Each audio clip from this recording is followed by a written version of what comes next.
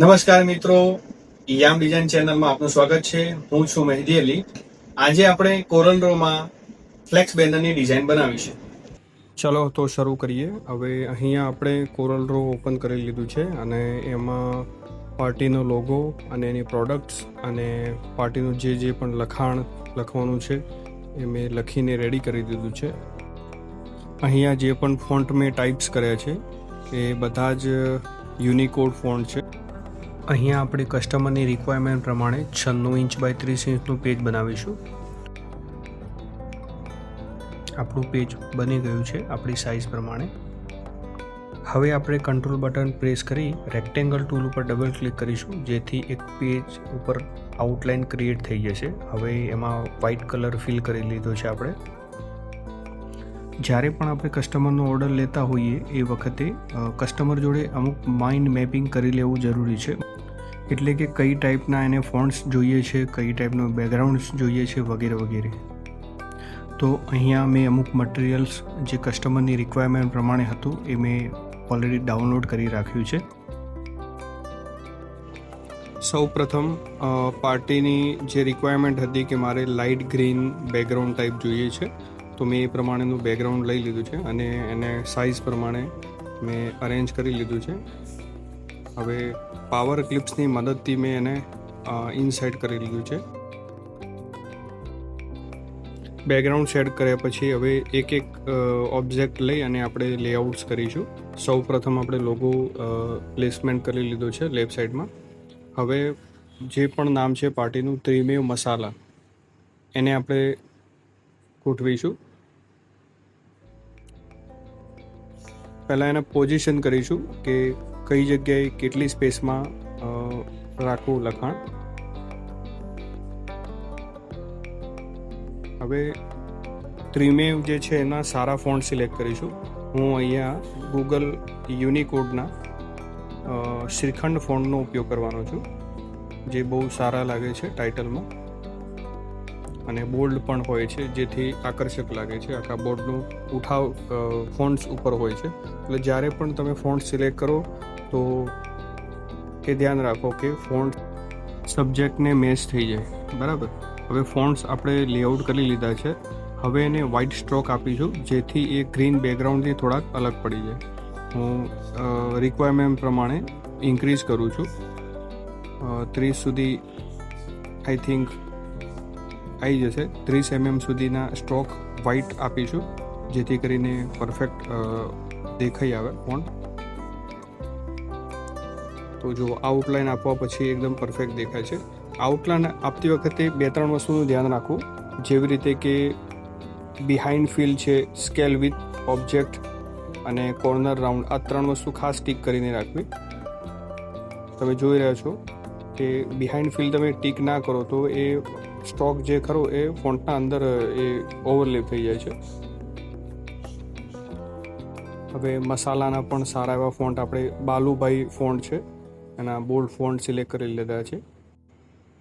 હવે આપણે બીજા પણ ઓબ્જેક્ટ્સને પ્લેસમેન્ટ કરીશું, જેવી રીતે કે કોન્ટેક્ટ નંબર, એની ટેગલાઇન અને અન્ય બીજા લખાણ.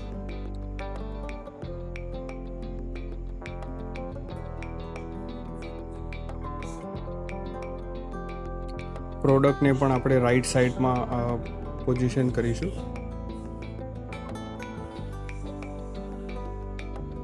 હાલ મેં રફલી મૂકી દીધા છે. પછી એને પ્રોપર અલાઇનમેન્ટ કરીએ. જો તમે બેનર બનાવવામાં બિગેનર હો તો તમે જ્યારે પણ બેનર બનાવો તો એમાં 3-4 વાર અલગ અલગ એક્સપેરિમેન્ટ કરી જુઓ કે પ્રોડક્ટ આ જગ્યાએ સારી લાગે છે કે આ જગ્યાએ યા આ જગ્યાએ. તમને જેટલો વધુ અનુભવ થશે એ પ્રમાણે તમને ખ્યાલ આવી જશે કે આ વસ્તુ આ જગ્યાએ બેસ્ટ શૂટ થઈ જશે. એટલે વધારે તમારે એક્સપેરિમેન્ટ કરવાની જરૂર નહીં પડે. તો મેં મારા અનુભવ પ્રમાણે પ્રોડક્ટ્સને રાઈટ સાઈડ અલાઇનમેન્ટ કર્યું છે.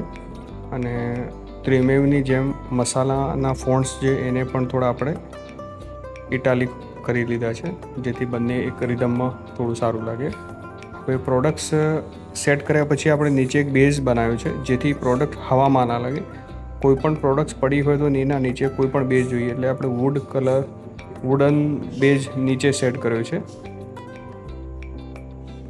લાઇટ વુડ કલરમાં. હવે પ્રોડક્ટ્સને થોડું આકર્ષક લાગે એના માટે આપણે કેટલાક મસાલાનો ઇમેજ પણ અહીંયા સેટ કર્યું છે.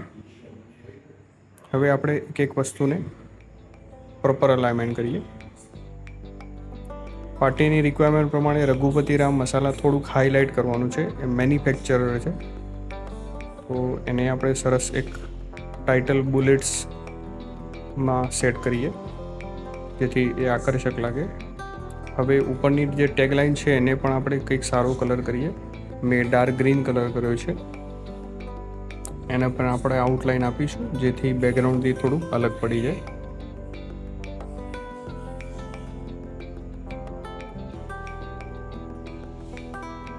હવે કોન્ટેક્ટ નંબરને પણ થોડાક ઇન્ક્રીઝ કરીશું અને એને પણ સ્ટ્રોક આપીશું. હવે સ્ટ્રોક અને કલર ફિલ કરવા માટે મેં અહીંયા એક શોર્ટકટ યુઝ કરી. એ કોપી પ્રોપર્ટી ફ્રોમ છે, જેનો મેં શોર્ટ વિડીયો અલગથી બનાવેલો છે. તે તમે વિઝિટ કરીને જોઈ શકો છો કે કેવી રીતે યુઝ કરવું. તો એનાથી તમારા કામમાં થોડી સ્પીડ મળશે. હવે અહીંયા આપણે એક બીજું લખાણ છે જે સેટ કરવાનું છે.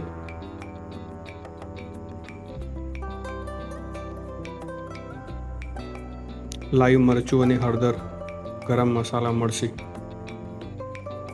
એ પણ થોડુંક હાઇલાઇટ પાર્ટીની રિક્વાયરમેન્ટ પ્રમાણે કરી લીધું છે. અને હોલસેલ રિટેલનું પણ એના નીચે સેટ કરી લઈએ આપણે. કોપી પ્રોપર્ટી ફ્રોમ એ બહુ ઇઝી ટ્રીક છે કે તમે ઓલરેડી કઈ કલર અને સ્ટોક આપેલો ફોન્ટ હોય એના જેવી સેમ પ્રોપર્ટી તમે એની કોપી કરી શકો છો. એ ફાઇલ મેનુમાં તમને મળી જશે. હવે થોડુંક એડજસ્ટમેન્ટ કરી લઈએ આપણે. સ્પેસ છે તો પ્રોડક્ટ્સ અને જે ઇમેજ છે એ બંનેને ઇન્ક્રીઝ કરી લીધું છે જેથી આપણે જગ્યાનો પૂરેપૂરો ઉપયોગ કરી અને પ્રોડક્ટ્સ હાઇલાઇટ થઈ જાય. હવે 99% ઓલ સેટ છે. હવે એવું લાગે છે સ્વાદ તમારી પસંદને થોડુંક અલગ કલર કરીએ જેથી થોડુંક આકર્ષક લાગે. ઓકે, તો ઓલમોસ્ટ ડન થઈ ગયું છે. હવે ત્રિમેવ મસાલા જે ફોન્ટ છે એની અંદર કંઈક એક્સ્ટ્રા ઇફેક્ટ આપીશું આપણે 3D, તો બહુ સુંદર લાગશે બેનર. તો 3D ઇફેક્ટ આપવા માટે સૌ પ્રથમ આપણે આ ફાઇલને જેપીજીમાં એક્સપોર્ટ કરીશું. જેપીજી એક્સપોર્ટ કરવા માટે અહીંયા કંટ્રોલ E મેં પ્રેસ કર્યો છે. કંટ્રોલ E જે એક્સપોર્ટની શોર્ટકટ છે. અહીંયા સાઇઝ મેં લખી દીધી છે અને જેપીજી ફોર્મેટમાં એક્સપોર્ટ કરીએ. કલર મોડ CMYK અને એની પ્રોપર્ટી સેટ કરી 100 DPIમાં આપણે ફાઇલને એક્સપોર્ટ કરીશું. એકચ્યુઅલીમાં પ્લાસ્ટિક ઇફેક્ટ જે 3D ઇફેક્ટ ટાઈપ કોરલમાં પણ થાય છે, પણ પ્રોપર હું તમને આજે બતાવીશ કે ફોટોશોપથી જે ઇફેક્ટ મળે છે ફોન્ટમાં એ કોરલમાં એટલી પ્રોપર નથી મળતી. બરાબર, મેં ફોટોશોપ ઓપન કરી લીધું છે. હવે એમાં આપણે જે એક્સપોર્ટ કરેલી ફાઇલ છે એને ઓપન કરીશું. ઓકે, તો હવે આપણે જે પણ ફોન્ટને 3D ઇફેક્ટ આપવાની છે એને મેજિક ટૂલ વડે એક એક કરીને સિલેક્ટ કરીશું.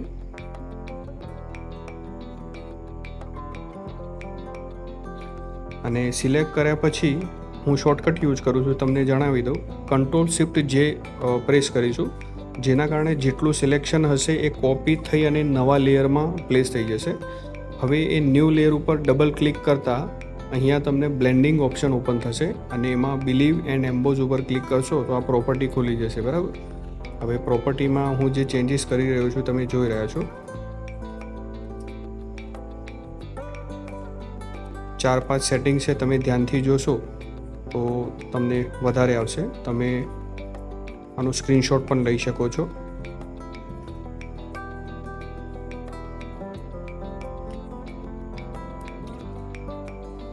સરસ 3D ઇફેક્ટ આવી ગઈ છે એમાં. હવે એવી જ રીતે મસાલામાં પણ આપણે એવી રીતે સિલેક્ટ કરીશું એક એક ફોન્ટ અને એને પણ એક અલગ લેયરમાં કોપી કરીશું. Ctrl+Shift+J.